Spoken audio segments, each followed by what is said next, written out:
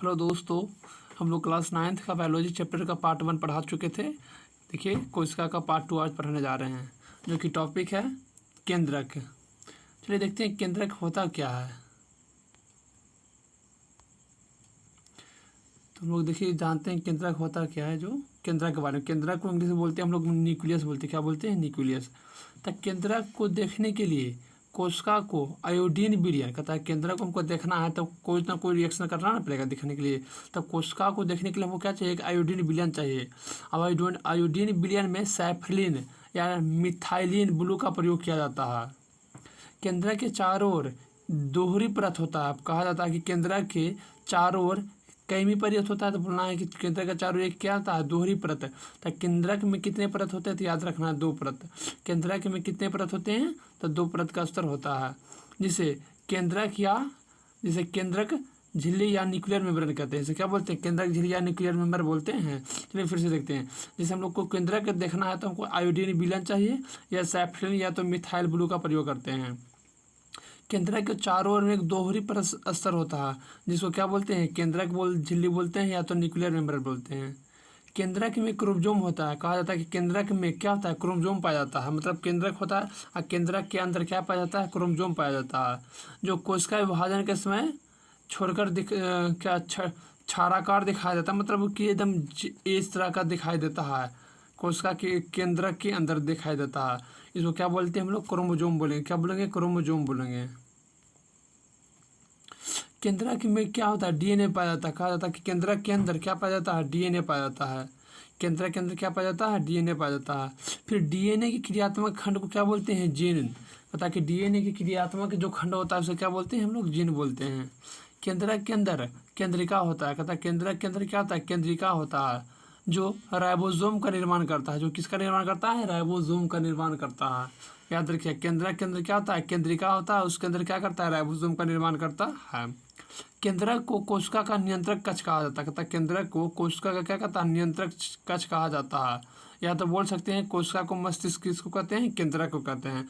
मतलब पूरे कोशिका को कंट्रोल करने का काम किसका रहता है? केंद्रक का रहता है। किसे कम रहता है? केंद्रक का रहता है। केंद्रक क्रोमेटिन की उपस्थिति केंद्रक क्रोमेटिन की उपस्थिति के कारण आनुवांशिक गुणों का नियंत्रण करता है।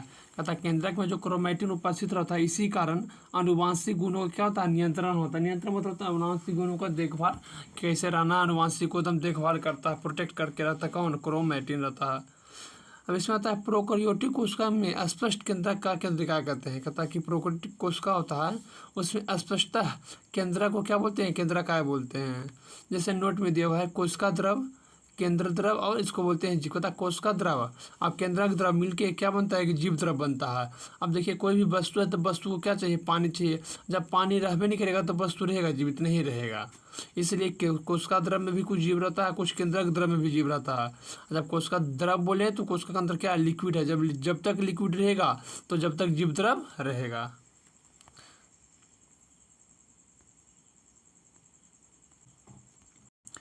चलिए नेक्स्ट देखते हैं। हम लोग जानते हैं कि प्रोकैरियोटिक होता क्या है, वो यूकैरियोटिक होता है। तो प्रोकैरियोटिक मतलब पहले वाला था, पहले का लोग विकसित इतना नहीं था। यू मतलब अब वाला, तो अब वाला में कुछ विकसित है। तो जानते हैं प्रोकैरियोटिक और यूकैरियोटिक के बारे में। कहता है जो प्रोकैरियोटिक था, जो कैसा था? अविकसित कोशिका था। प्रोकैरियोटिक था जो कैसा कोशिका था? अविकसित, मतलब विकसित पूर्व से नहीं था। केंद्रक झिल्ली का अभाव था। इसमें केंद्रक झिल्ली क्या था? अभाव था। मतलब केंद्रक झिल्ली का क्या था? कमी था। क्या था? कमी था। इसमें क्लोरोफिल झिल्लीदार पुटिका में होती थी। जो क्लोरोफिल झिल्लीदार इसमें जो पुटिका मतलब छोटे छोटे रूप में होती थी। क्रोमोसोम की संख्या 1 होता था। कहता पहले वाला में जो प्रोकैरियोटिक सेल होता था उसमें क्रोमोसोमों की संख्या कितना होता था? 1 होता था। इसमें केंद्रक भी क्या था? अविकसित। पूर्ण रूप से केंद्रक क्या था? विकसित नहीं था।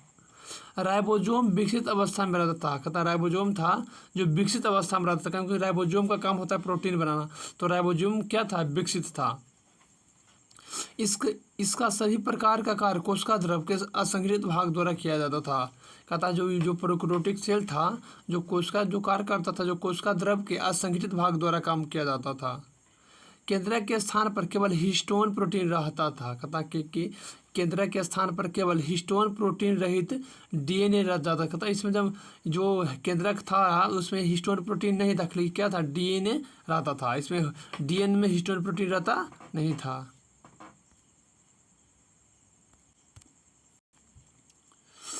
केंद्रक के स्थान पर केवल क्या था, हिस्टोन प्रोटीन, मतलब हिस्टोन प्रोटीन रहता नहीं था, सिर्फ क्या था, डीएनए था। कहता कि प्रोकैरियोटिक सेल में 70 एस राइबोसोम रहता है। प्रोकैरियोटिक सेल में कितने राइबोसोम होता है, तो 70 एस होता है। उदाहरण में प्रोकैरियोटिक सेल का उदाहरण है जीवाणु, नीलहरित शैवाल। चलिए देखते हैं प्रोकैरियोटिक सेल कुछ यूकैरियोटिक। कहता है एक इसका देखिए छोटा आकार होता है, एक से इसका प्रोकैरियोटिक का जो छोटा आकार होता था 1 से 10 नैनोमीटर का होता था, जो कि जानते हैं कि 1 नैनोमीटर बराबर 10⁻6 मीटर होता है। इसमें देखिए केंद्रक क्या था, अभाव था। क्रोमोजोम कैसा था, एक रहता था। झिल्ली युक्त कोश का संघटन था। और यूकैरियोटिक में देखिए आकार भी बड़ा था, केंद्रक में पूर्ण रूप से था, झिल्ली से भी घिरा रहता था, और क्रोमोजोम एक से क्या था, अधिक था।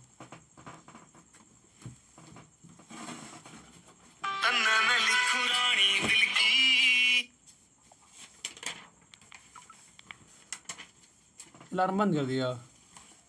अलार्म अच्छा लगा बजा लो तारा दिया के। अरे अलार्म बजा होता है कैसे लगा? हाँ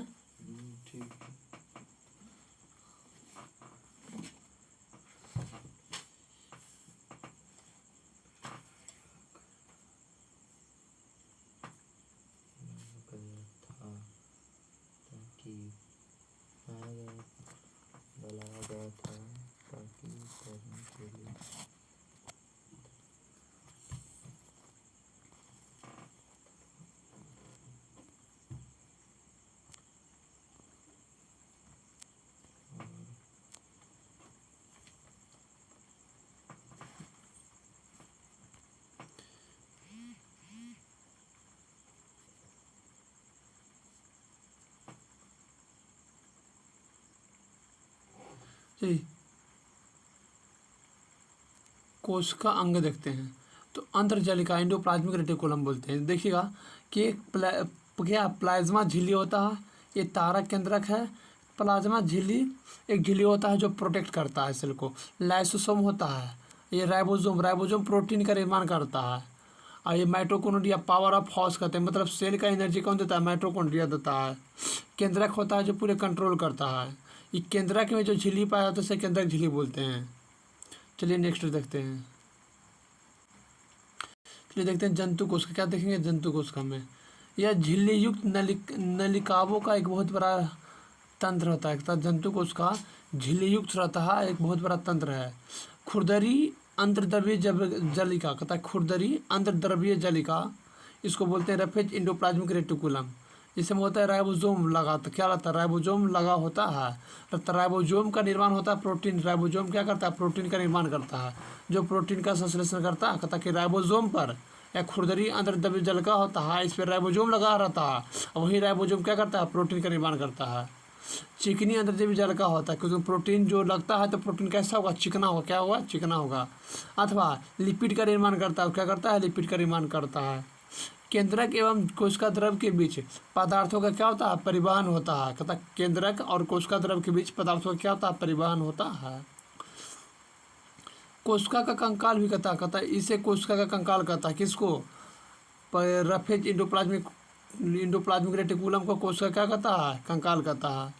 यकृति में की कोशिका में विष एवं दवा का निष्क्रियकरण, इसको बोलते हैं डिटॉक्सिफिकेशन करने का महत्वपूर्ण भूमिका निभाता है।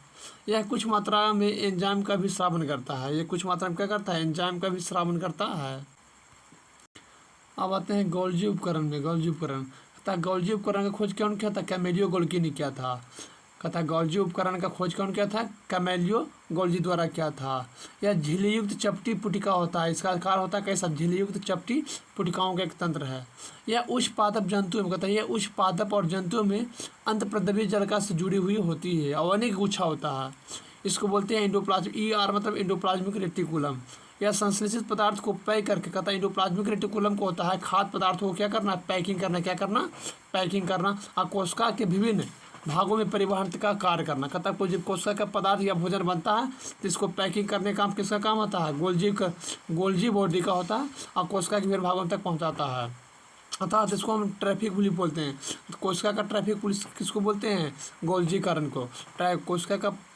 कोशिका का ट्रैफिक पुलिस बोलते हैं। कोशिका का ट्रैफिक पुलिस किसे बोलते हैं? गोल्जीकरण को। इसमें लाइसोसोम का निर्माण होता है। कहता है गोल्जी कायम में लाइसोसोम का निर्माण होता है। गोल्जी कायम में ही लाइसोसोम का निर्माण होता है। गोल्जी कायम में किसका निर्माण होता है? लाइसोसोम का निर्माण होता है। यह जटिल शर्करा, हार्मोन्स, गोंद, रेंजीन, शुक्राणु, अग्रपिंड, आयनों, अवशोषण या प्राथमिक लवण का निर्माण करता है। ये जितना दिया हुआ है सभी का क्या करता है? निर्माण करता है। इसका परीक्षण सिल्वर नाइट्रेट से किया जाता है। कहता है गोल्जी उपकरण का जो परीक्षण होता है, देखा जाता है सिल्वर नाइट्रेट से किया जाता है। अब है लाइसोसोम, एक झिल्लीयुक्त कोशिकांग है। कहता है क्या झिल्लीयुक्त कोशिकांग है? इस जिसके भीतर क्या रहता है? एंडोप्लाज्मिक रेटिकुलम रहता है। कहता है कि एंडोप्लाज्मिक लाइसोसोम के अंदर क्या रहता है? एंडोप्लाज्मिक रेटिकुलम रहता है, जो फटने पर कोशिका को नष्ट कर देता है। फटने पर कोशिका क्या करता है? नष्ट कर देता है। और इसका खोज लाइसोसोम का खोज किसने किया था? डिडोवे ने किया था। इन्हें आत्महत्या की कहते हैं थैली।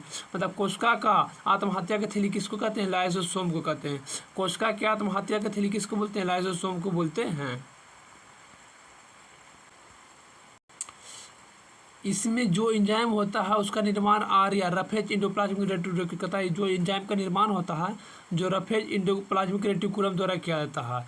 जो भी लाइसोसोम में एंजाइम निर्माण होगा इस कौन करेगा? रफेज एंडोप्लाज्मिक रेटिकुलम करेगा।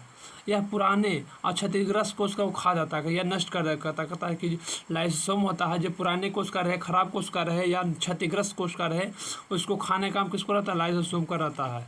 चलिए इतना आप लोग PDF बनाइएगा, हम नेक्स्ट बताएंगे नेक्स्ट बार।